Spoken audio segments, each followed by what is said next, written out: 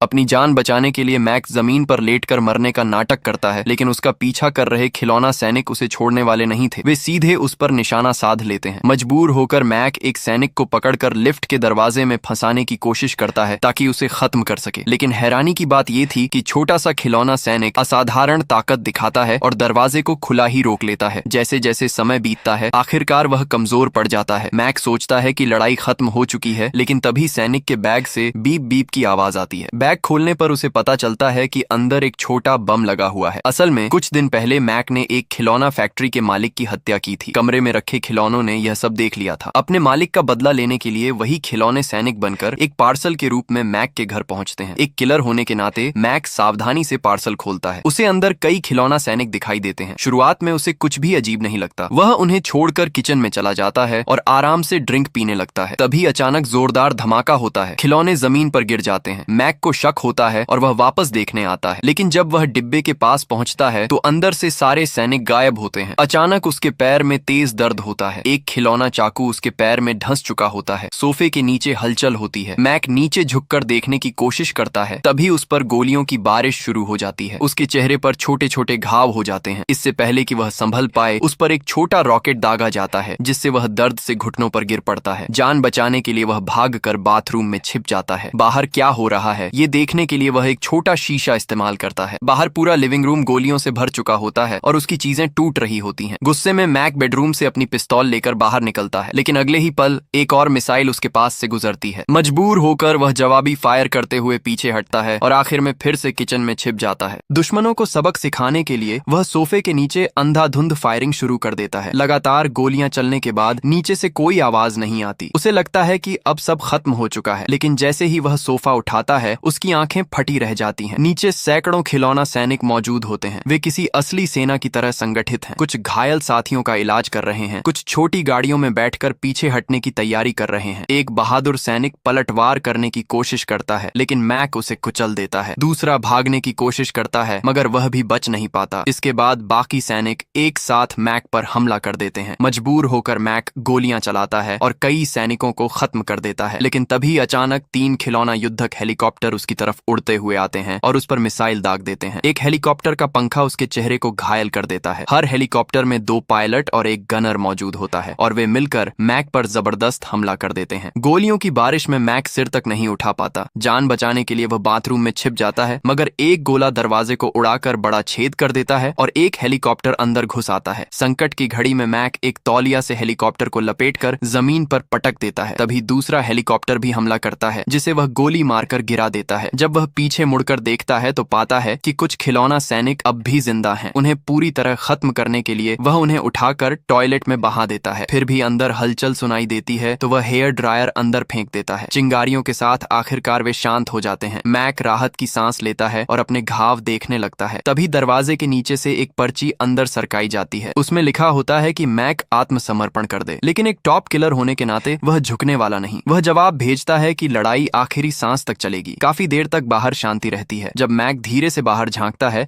तो देखता है कि खिलौना सैनिकों ने एक बड़ी तोप तैनात कर दी है। अगर वह वहीं रहता तो सीधा निशाना बन जाता। मजबूर होकर मैक खिड़की से बाहर निकलता है और 100 मीटर ऊंची इमारत की बाहरी दीवार पर लटककर आगे बढ़ने लगता है। नीचे गहरी खाई है, एक गलती और सीधी मौत। उसे पता नहीं होता कि इसी बीच एक खिलौना हेलीकॉप्टर चुपचाप ऊपर से उसकी ओर बढ़ रहा है। मैक बिल्डिंग की बाहरी दीवार पर लटका हुआ आगे बढ़ ही रहा होता है कि तभी एक खिलौना हेलीकॉप्टर उस पर गोली चला देता है। मशीन गनर लगातार उस पर फायरिंग करता है। मजबूरी में मैक जवाबी गोली चलाता है और एक हेलीकॉप्टर को गिरा देता है, लेकिन उसे समझ आ जाता है कि यहाँ रुकना मौत को बुलाने जैसा है। वह तेजी से पास की खिड़की की ओर बढ़ता है और किसी तरह बालकनी तक पहुंच जाता है। बालकनी से अंदर झांकने पर वह देखता है कि कुछ खिलौना सैनिक अब भी बाथरूम के पास खड़े हैं और नई रणनीति बना रहे हैं। साफ है कि उनका इरादा मैक को खत्म करना ही है। तभी मैक की नजर एक अग्निशामक यंत्र पर पड़ती है। उसके दिमाग में तुरंत एक योजना बनती है। वह एक छोटा खिलौना बाहर फेंककर सैनिकों का ध्यान भटकाता है और चुपके से पीछे जाकर अग्निशामक यंत्र से उन पर तेज फुहार छोड़ देता है। सैनिक घबराकर इधर उधर भागने लगते हैं। इसी बीच 2 सैनिक एक छोटे बख्तरबंद वाहन में बैठकर उस पर हमला कर देते हैं और उसके पैरों की ओर गोलियां चलाने लगते हैं। हालात बिगड़ते देख मैक गैस सिलेंडर जलाकर उस वाहन की ओर छोड़ देता है, जिससे वह वाहन नष्ट हो जाता है। लेकिन तुरंत और सैनिक वहां पहुंच जाते हैं। अब मैक पूरी ताकत से पलटवार करता है। वह आग का इस्तेमाल इस्तेमाल कर कई सैनिकों को रोकता है, फिर रसोई से बेलन उठाकर उन्हें तोड़ देता है। बाकी सैनिक आवाज सुनकर चारों तरफ देखने लगते हैं, लेकिन उन्हें पता ही नहीं चलता कि मैक उनके पीछे पहुंच चुका है। एक एक कर वह सबको खत्म कर देता है। यह सुनिश्चित करने के लिए कि वे दोबारा सक्रिय न हो, मैक उनके हिस्सों को अलग कर देता है और उन्हें ओवन में डाल देता है। उसे लगता है कि अब खतरा टल गया है। वह राहत के लिए गर्म पानी में बैठने की सोचता है, लेकिन अचानक उसकी कलाई पर तेज चोट लगती है। उसे समझ आता है कि कुछ सैनिक अब भी बचे हुए हैं। वह जल्दी से पट्टी बांधता है और घर छोड़ने का फैसला करता है, लेकिन अब निकलना इतना आसान नहीं है। एक खिलौना स्पेशल फोर्स सैनिक पहले ही लिफ्ट में घुस चुका होता है। जैसे ही मैक लिफ्ट में कदम रखता है, कंट्रोल पैनल से चिंगारियां निकलती हैं और लिफ्ट अंधेरे में डूब जाती है। अगले ही पल अंधेरे में से एक खिलौना सैनिक कूदकर उसके पैरों पर वार कर देता है। लिफ्ट के अंदर हल्की रोशनी में मैक देखता है कि कंट्रोल पैनल के भीतर एक खिलौना स्पेशल फोर्स सैनिक उसे घूर रहा है। ये सैनिक बाकी सबसे ज्यादा ताकतवर और चालाक दिखाई देता है। मैक कुछ समझ पाता उससे पहले ही वह सैनिक वेंटिलेशन के रास्ते ऊपर चढ़ जाता है। मैक समझ जाता है कि लिफ्ट में रुकना मौत को बुलाना है। वह भी वेंटिलेशन शाफ्ट में चढ़ जाता है, लेकिन जैसे ही वह थोड़ा आगे बढ़ता है, वही स्पेशल सैनिक उसके सिर के ऊपर दिखाई देता है, हाथ में चाकू लिए घात लगाए बैठा हुआ। तभी बगल से दूसरी लिफ्ट तेजी से ऊपर आती है। सही समय देखकर मैक छलांग लगाता है और दूसरी लिफ्ट की छत पर गिरता है, फिर अंदर कूद जाता है। वह तुरंत बटन दबाकर नीचे भागना चाहता है, लेकिन तभी वह स्पेशल सैनिक भी अंदर आ जाता है और सीधे मैक के सीने पर चढ़कर हमला करने लगता है। दोनों के बीच जबरदस्त संघर्ष होता है। आखिरकार मैक उसे झटक कर दूर फेंक देता है। जैसे ही लिफ्ट का दरवाजा बंद होने लगता है, मैक फिर से मरने का नाटक करता है। सैनिक पास आता है तो वह अचानक उसे पकड़कर पूरी ताकत से दरवाजे की ओर धकेल देता है। सैनिक दरवाजे को रोकने की कोशिश करता है, लेकिन उसकी ताकत कुछ ही सेकंड तक साथ देती है। आखिरकार दरवाजा बंद हो जाता है और वह सैनिक कुचल दिया जाता है। मैक को लगता है कि अब सब खत्म हो चुका है, लेकिन तभी कुचले हुए सैनिक के बैग से बीप बीप की आवाज आती है। मैक हैरानी से बैग खोलता है और देखता है कि उसमें एक माइक्रो बम लगा हुआ है। अगले ही पल जोरदार धमाका होता है। इस बार मैक बच नहीं पाता। इसी के साथ ये जबरदस्त और अनोखी लड़ाई यहीं खत्म हो जाती है, जहां बदले की आग में जलते खिलौनों ने आखिरकार अपने मालिक का बदला पूरा कर लिया।